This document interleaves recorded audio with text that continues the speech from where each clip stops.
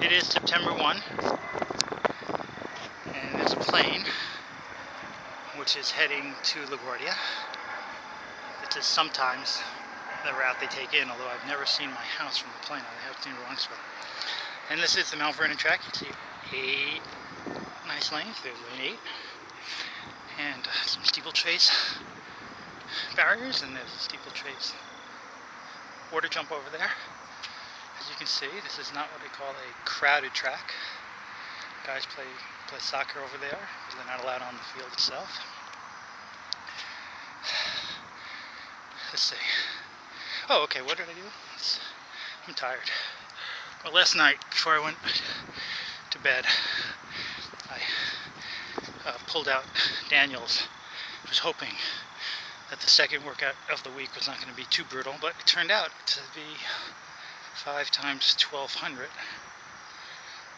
with a 3-minute rest, which is what I did last week, except I decided to come back and do it with a 2-minute break, 2-minute jog, as opposed to the 3-minute jog I did last week. So I ended up starting, basically jogging a bit over 200 between each. I did the 25 laps the other day, 25 laps tempo the other day, which equaled the longest I've ever run on a track. And one thing about running that long on a track is that it gives you confidence about being able to do laps. Doing 3 laps at a time, it seems like nothing.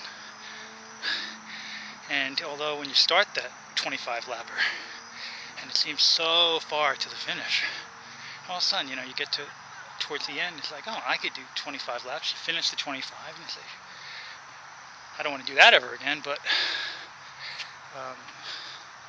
it kind of says, oh, what's 4 laps? What's 7 laps? What's a 14 lap tempo, 20-minute tempo run? So really